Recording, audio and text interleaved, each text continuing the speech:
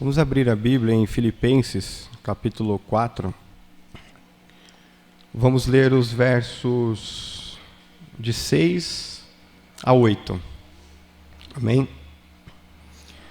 Diz assim a palavra do Senhor: Não andeis ansiosos de coisa alguma. Em tudo, porém, sejam conhecidas diante de Deus as vossas petições, pela oração e pela súplica, com ações de graça. E a paz de Deus, que excede a todo o entendimento, guardará o vosso coração e a vossa mente em Cristo Jesus. Finalmente, irmãos, tudo o que é verdadeiro, tudo o que é respeitável, tudo o que é justo, tudo o que é puro, tudo o que é amável e tudo o que é de boa fama, se alguma virtude há e se algum louvor existe, seja isso o que ocupe o vosso pensamento. O tema da ministração de hoje é um novo tempo. E eu vejo que é propício nós falarmos sobre um novo tempo porque nós estamos iniciando um novo ano. O ano de 2016 inicia-se agora, nós adentramos a um novo ano. 2015 ficou para trás. E nós hoje temos a oportunidade de começarmos a planejar aquilo que nós queremos para este ano novo que nós estamos vivendo. Porém, o que significa esse novo tempo? O que significa vivermos um novo tempo? E eu colocaria para os irmãos pensarem um pouco que nós temos hoje, Deus tem nos dado hoje, não somente porque adentramos a um novo ano, não somente porque iniciamos 2016, mas se nós trouxermos um pouco mais para a realidade do nosso dia de hoje, se Deus nos deu um novo fôlego de vida, se Deus nos deu esse dia maravilhoso que nós estamos vivendo hoje, por que o Senhor faz isso sobre as nossas vidas? Por que Deus ele renova o tempo? Por que Deus nos dá novamente um fôlego de vida?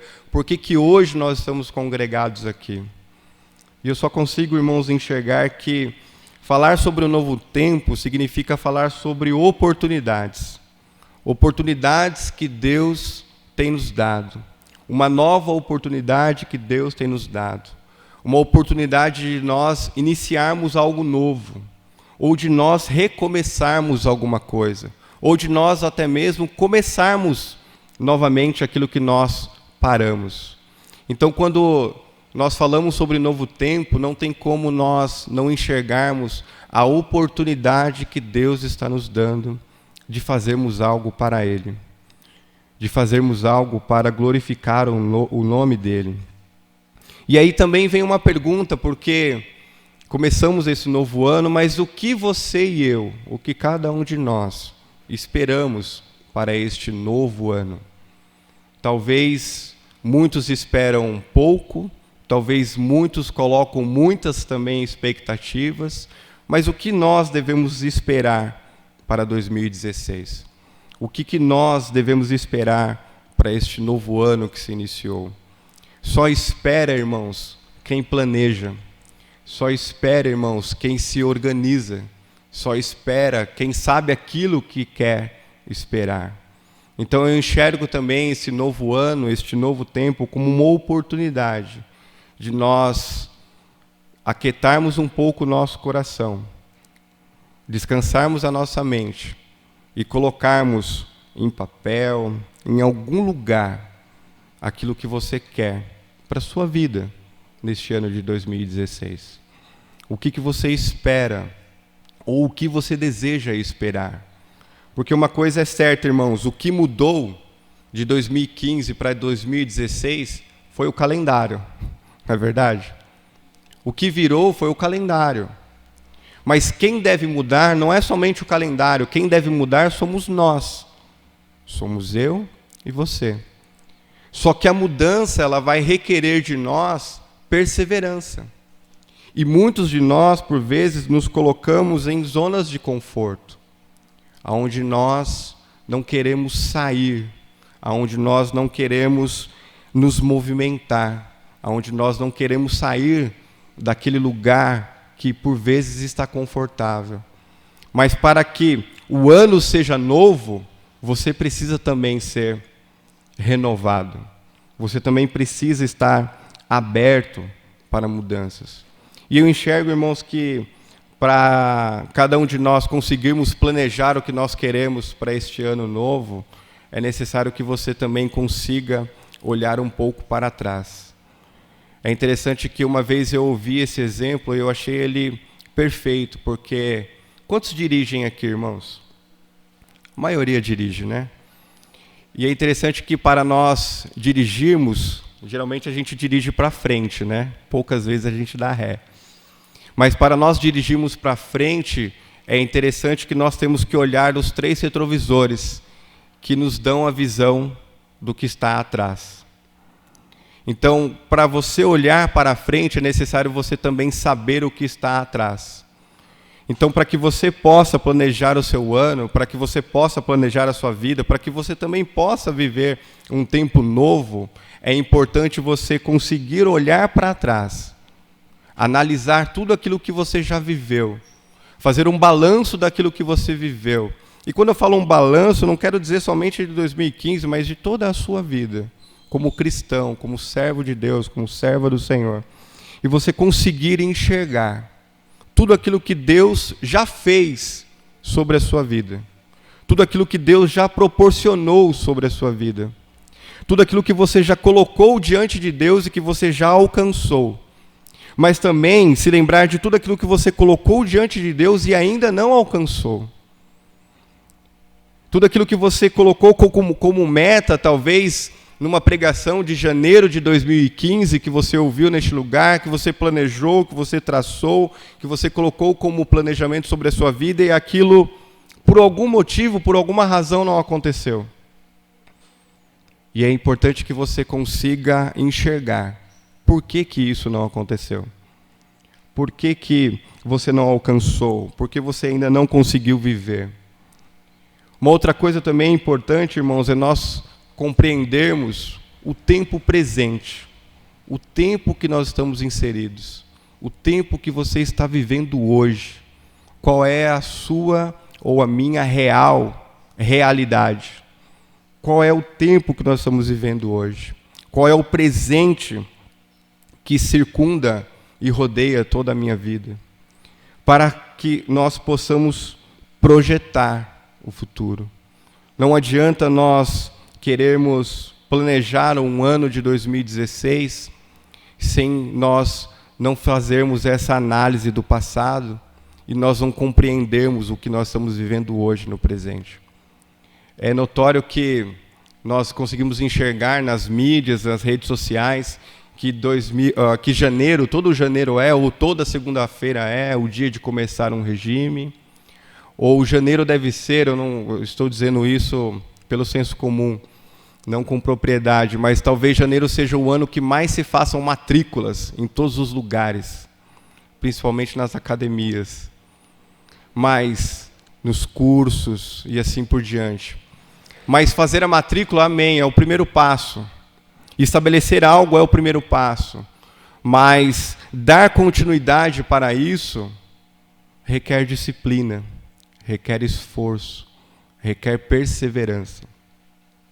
Então, irmãos, para nós falarmos sobre novo tempo nessa manhã, eu vejo que é importante nós começarmos a olhar um pouquinho para dentro de nós, conseguir enxergar o que ficou para trás, o que nós estamos vivendo hoje, para conseguirmos projetar aquilo que está à frente.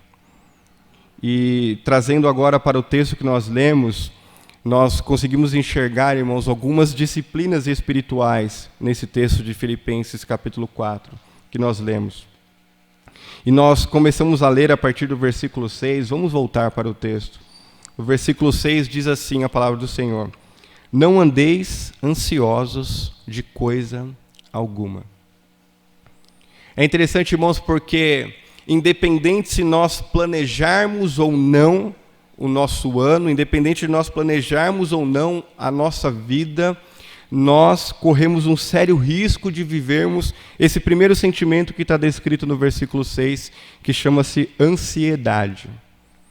Talvez a ansiedade no tempo que nós estamos vivendo hoje, no presente que nós estamos vivendo hoje, seja um dos maiores males que afetam a nossa vida. Porque hoje nós temos a informação, a notícia praticamente em tempo real. Nós hoje não temos a paciência de esperar. Hoje nós vivemos um mundo onde o imediato é para ontem. Não é assim? Nós acordamos, nós nos levantamos, nós vamos aos nossos trabalhos, nós queremos tudo naquele exato instante, naquele momento. E nós percebemos que tudo que requer tempo e tudo que requer calma, tudo que requer para nós o esperar, já não nos satisfaz mais. Hoje ninguém quer esperar uma carta chegar. Hoje nós queremos receber um e-mail. Hoje nós não esperamos mais as pessoas estarem presentes com cada um de nós para conversarmos. Hoje nós temos as redes sociais. Então nós corremos um sério risco de vivermos esta ansiedade que o texto aqui, Paulo fala, não andeis ansiosos por coisa alguma. Talvez você adentrou hoje de manhã ansioso com alguma coisa. Ansioso com o que você vai comer depois do culto, para onde você vai depois dessa reunião, o que você vai resolver amanhã no seu trabalho. Não é verdade, irmãos? Como eu ouvi uma vez um pastor dizer, quem entrou ansioso aqui, levanta o dedinho do pé, para ninguém ver. Todo mundo, irmãos, talvez entrou com um certo nível de ansiedade hoje aqui na igreja. Mas o Senhor declara aqui por meio da sua palavra, não andeis ansiosos de coisa alguma. E pegando essa palavra sobre ansiedade, a ansiedade ela nos traz insegurança. Porque enquanto nós permanecermos ansiosos, nós não nos sentimos seguros. E o contrário de segurança é insegurança. E a insegurança denota ou demonstra que nós temos uma falta de confiança. E essa falta de confiança significa porque é uma falta de conhecimento. E a falta de conhecimento nos leva à distância. E quando eu estou fazendo esses paralelos, irmãos, eu estou falando da pessoa de Deus. Quando nós estamos ansiosos, nós ficamos inseguros. E essa insegurança demonstra que nós estamos falhando em confiarmos em Deus. Estamos falhando em confiar em Deus porque está nos faltando este conhecimento de Deus. Conhecer a Deus na sua amplitude.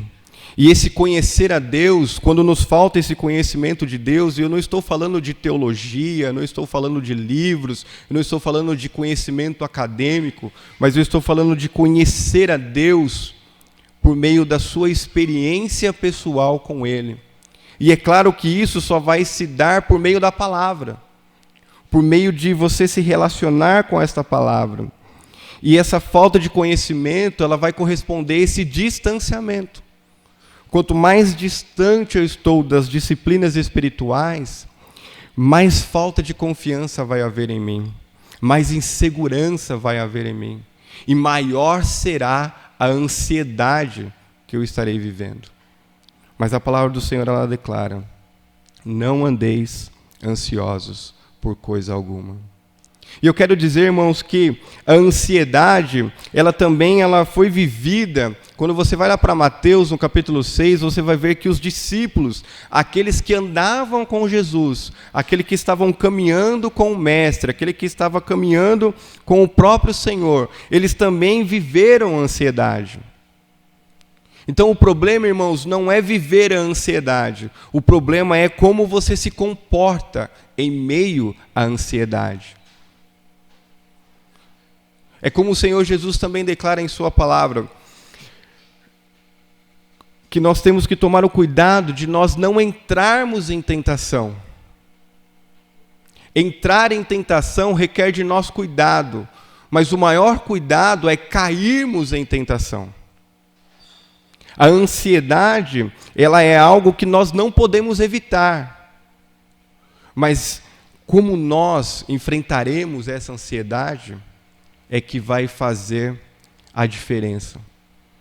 Quando os discípulos, lá em Mateus capítulo 6, eles estavam preocupados com o que eles haviam de comer, de beber, de vestir, de calçar, o Senhor Jesus, ele deu um exemplo maravilhoso. Ele disse assim: olhe para os pássaros. Eles não semeiam, não colhem, mas não lhes falta nada. O seu papel, o papel dos discípulos naquele momento que Jesus estava dizendo, e o nosso papel nessa manhã é: busque o meu reino e a minha justiça, e todas essas demais coisas vos serão acrescentadas. Ou seja, buscar o reino, buscar a justiça, é fazer com que a palavra de Deus, que é viva e eficaz, tenha vida dentro de cada um de nós. Ela seja algo transformadora dentro de cada um de nós. E é que por ela que nós vamos caminhar. Nós louvamos essa manhã, e foi falado sobre nós confiarmos na grandeza de Deus, na soberania de Deus, que Deus possui o controle de todas as coisas. Nós ouvimos isso praticamente quase que todos os cultos aqui na igreja. Mas, irmãos, na hora de colocarmos em prática isso é que vai fazer toda a diferença. No dia que a tempestade mesmo bater em nossas portas, é aonde agora nós viremos dizer: Senhor, eu confiarei em Ti. Senhor, a minha confiança e a minha esperança está em Ti. Pode as águas baterem, pode o vento soprar, mas eu permanecerei firme, porque eu sei em quem tenho crido, eu sei em quem eu tenho confiado. E voltando para o texto aqui de Filipenses capítulo 4, ele diz assim: não andeis ansiosos de coisa alguma. E aí ele vem uma vírgula, um ponto e vírgula, e ele diz assim: em tudo, porém. Esse em tudo, porém, irmãos, vai fazer toda a diferença sobre as nossas vidas. Porque é tudo. Não é somente alguma coisa, não é somente parte de alguma coisa, mas é tudo. Tudo que permeia a sua vida, tudo que permeia a minha vida, tudo que está agregado a cada um de nós. Ele diz assim: em tudo, porém, sejam conhecidas diante de Deus. Às vezes, irmãos, e entendam o que eu vou falar agora, não é errado, de forma alguma, nós compartilharmos as nossas lutas e as nossas provações com os nossos irmãos. Pelo contrário, nós devemos fazer isso para que esses irmãos possam orar por nós, possam interceder por nós, possam estar ali como parceiros de oração que nós estamos desenvolvendo nesse 2016. Aliás, eu quero agradecer aos irmãos que oraram pela minha mãe na quarta-feira. Sofreu um acidente, mas ela está bem, para a glória de Deus, não sofreu nenhum dano maior. Mas nós devemos contar com as orações dos irmãos, sim. Nós devemos partilhar as nossas dificuldades, sim. Mas parem um pouco para pensar, irmãos. Às vezes nós compartilhamos, nós apresentamos as nossas petições para os nossos irmãos, mas nos esquecemos de colocar isso tudo diante de Deus. Diante daquele que verdadeiramente pode mudar e transformar toda e qualquer situação. É como, já virou piada isso nas igrejas, o irmão 6 ora, né? 6 ora por mim, mas ele não ora por si. Ou seja, o texto está dizendo aqui: sejam conhecidas diante de Deus as vossas petições. Sabemos, irmãos, que Deus ele é onisciente, Ele sabe de todas as coisas. Mas será que Deus ouviu da sua boca, da minha boca, tudo aquilo que está dentro de cada um de nós? Tudo aquilo que tem nos causado ansiedade, tudo aquilo que tem afligido as nossas vidas, tudo aquilo que nós desejamos alcançar em Deus? Esse, irmãos, é um exercício, é uma disciplina espiritual que nós devemos desenvolver. Apresentar a nossa vida por completo diante de Deus. Porque ele fala: sejam conhecidas diante de Deus as vossas petições pela oração. É importante, irmãos, nós orarmos. Aliás, é o único meio, talvez, irmãos, de nós nos mantermos vivos, é orarmos. Porque senão seremos mortos vivos. A oração, irmãos, é um meio de graça de nós alcançarmos o favor de Deus, de nós alcançarmos a misericórdia de Deus, de nós alcançarmos tudo aquilo que Deus pode nos proporcionar. Ele continua dizendo que não só é pela oração, mas também pela súplica. Talvez aquele que não desenvolve o exercício da oração nunca alcançará a súplica em Deus. Porque aquele que não consegue orar, aquele que não desenvolve uma vida de oração, aquele que não tem a intimidade de Deus por meio da oração, não vai conseguir suplicar. Porque a súplica diante de Deus, irmãos, é algo que requer humilhação, é algo que requer quebrantamento, é algo que requer uma entrega ampla e total. Suplicarmos diante de Deus. Talvez nós estejamos orando a Deus, talvez a nossa vida de oração esteja perfeita diante de Deus, talvez a nossa vida de oração esteja até bem diante de Deus, mas o texto ele nos ensina que as nossas petições elas devem ser apresentadas ou conhecidas a Deus não somente pela oração, mas também pela súplica. Nós devemos desenvolver esse exercício, irmãos, de nós suplicarmos diante de Deus, de nós clamarmos diante de Deus. E nós vemos alguns exemplos na palavra de Deus, por exemplo, aquela mulher cananeia que a sua filha estava terrivelmente endemoniada, e ela vai e encontra Jesus e ela ouve 3 nãos do próprio Senhor Jesus, mas ela suplicou, ela clamou, ela disse: Senhor, até mesmo os cachorrinhos se alimentam das migalhas que caem da mesa dos seus senhores.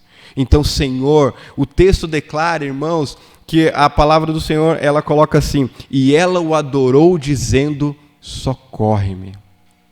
Essa adoração, essa súplica alcançou o favor de Deus.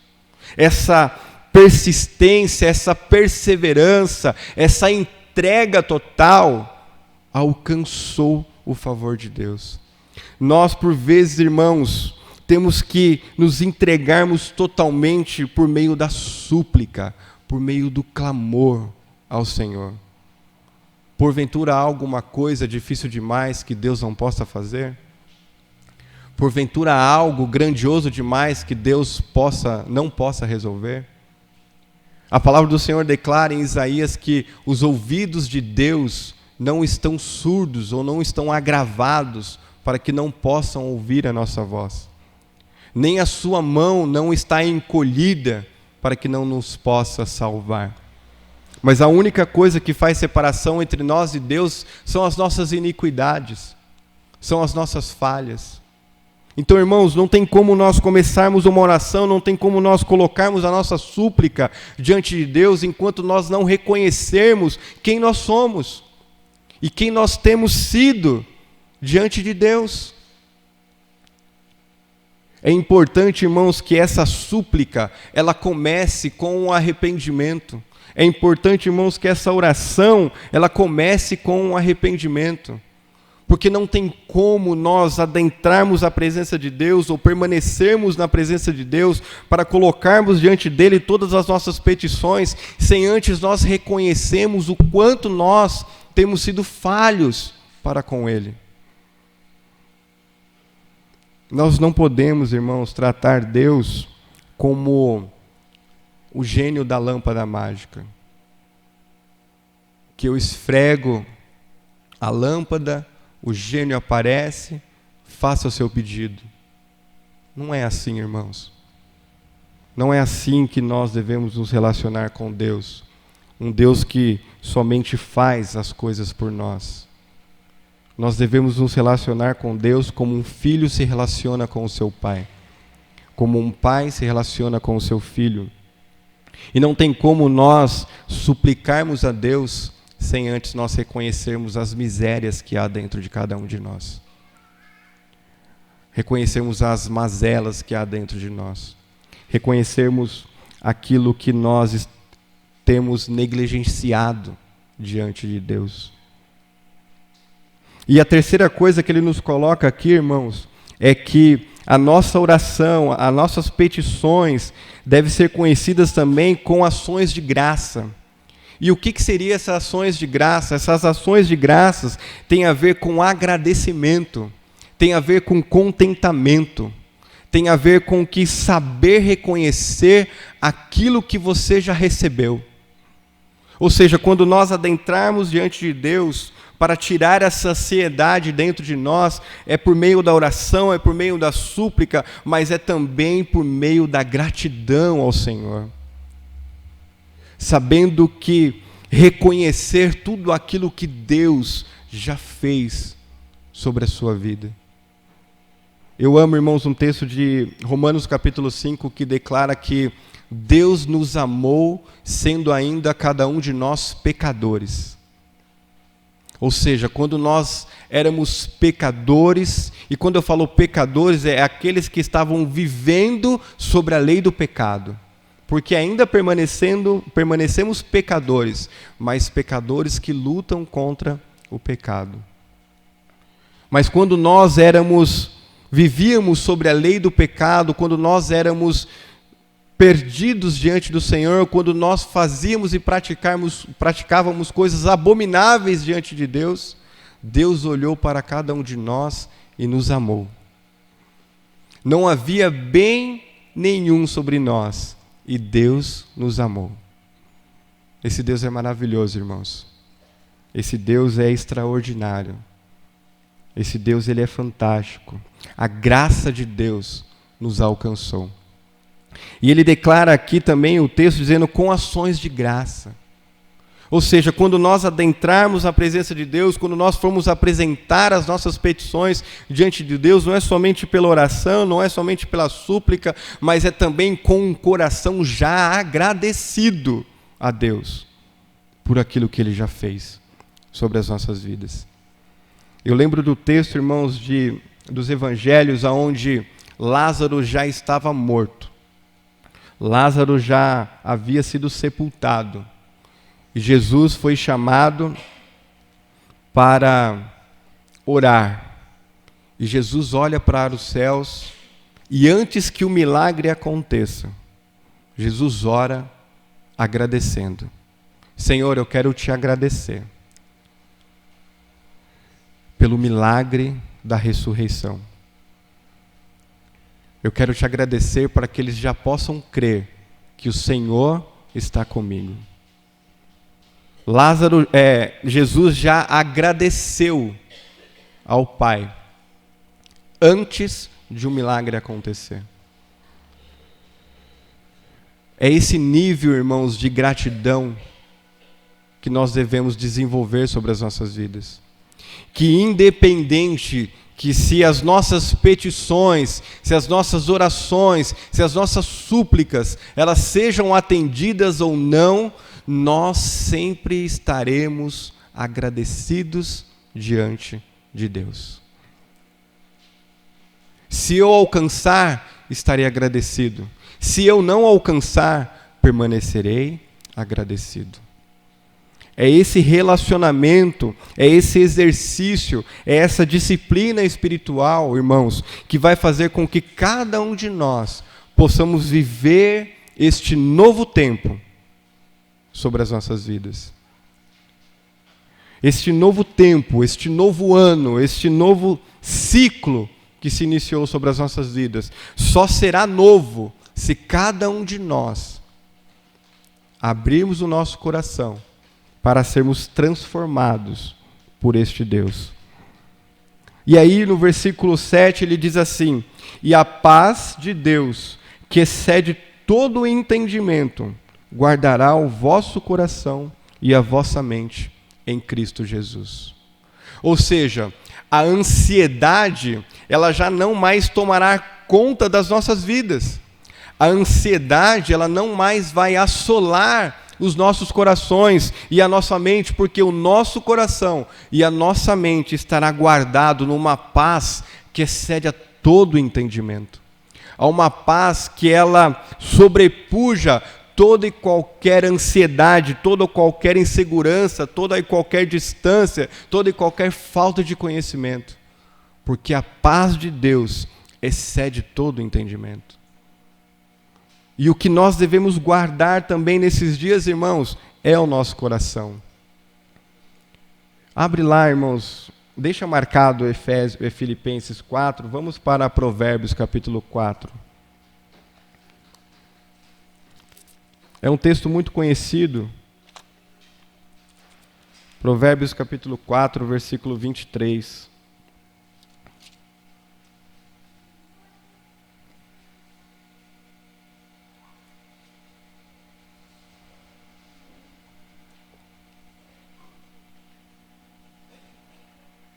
Diz assim a palavra do Senhor.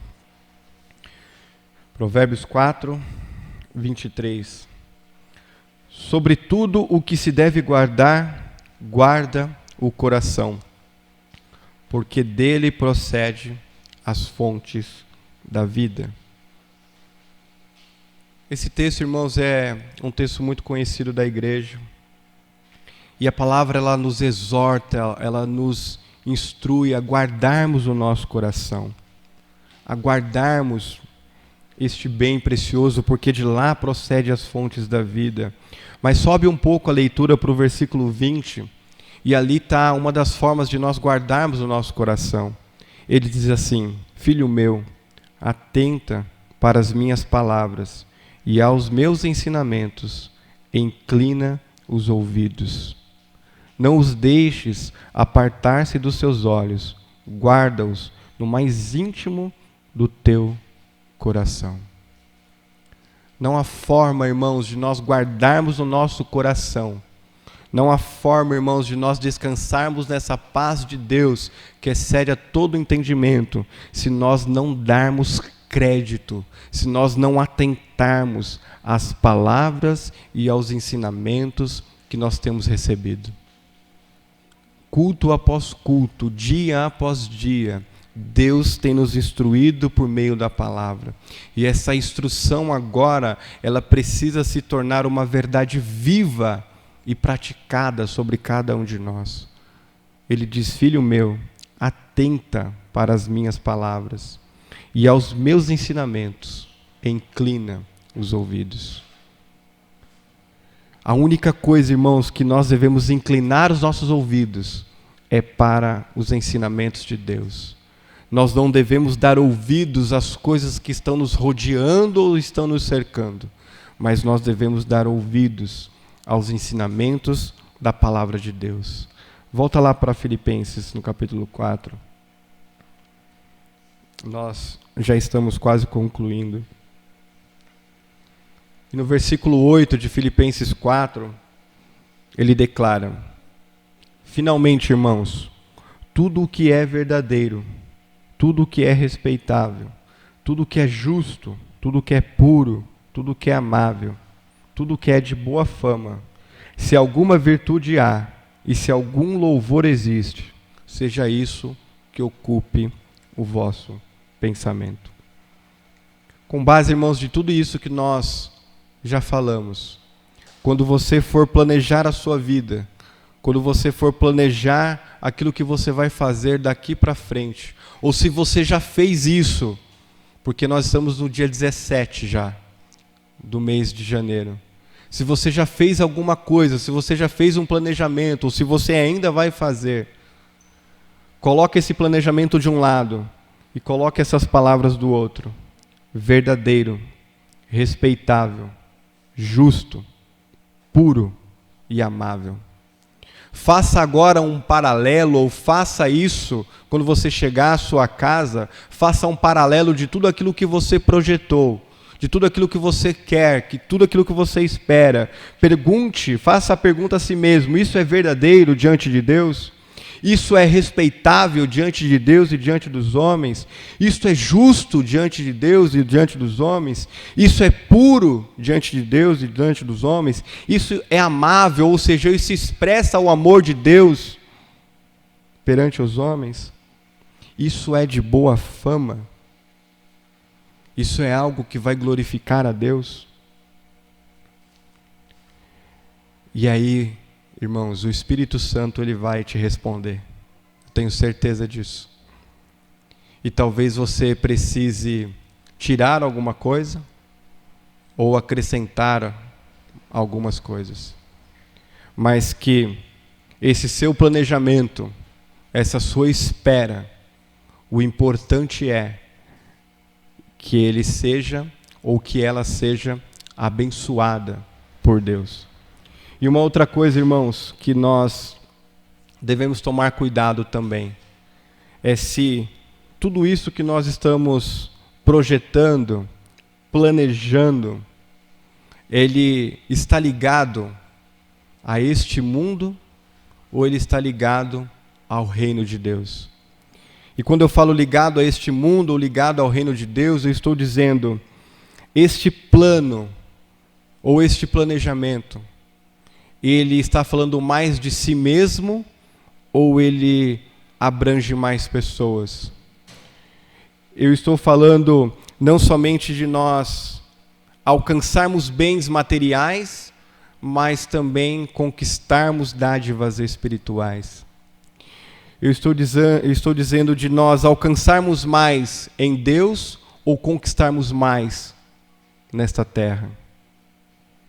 Porque há um texto na palavra de Deus dizendo que um Senhor, ele acumulou muito, mas muito produto sobre os seus celeiros.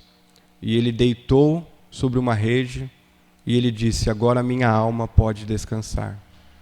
E o texto declara, louco, se essa noite pedirem a tua alma, o que você tem preparado? É interessante, irmãos, que nós caímos nesse erro de, por vezes, nós planejarmos o nosso futuro e ele estar ligado muito mais às coisas naturais, a coisas materiais, a coisas que eu quero consumir, do que ele estar ligado às coisas propriamente dita relacionadas com Deus. E quando eu falo de relacionar com Deus, eu estou dizendo, Senhor, me dá dons para que eu possa servir a igreja. Me capacita para que eu possa levar o Evangelho. Coloque em mim, Deus, um coração quebrantado, um espírito contrito, para que eu possa viver genuinamente diante da Tua presença. Talvez, irmãos, sejam pontos que são raramente colocados dos nossos planejamentos. Senhor Deus, que esse ano eu possa alcançar vidas para o Senhor. Que esse ano eu possa alcançar os meus familiares. Que esse ano eu possa trazer e batizar pessoas nesse próximo dia 31. Talvez isso não esteja, irmãos, dos nossos planos hoje. Mas que Deus possa falar ao nosso coração. Que Deus possa tocar nesse coração. Que Deus possa quebrantar o nosso coração. E nós escrevemos o nosso planejamento de 2016 a lápis. Porque talvez você tenha que passar uma borracha e reescrever ele novamente. Mas reescreva quantas vezes for necessário. Mas reescreva de acordo com a vontade de Deus.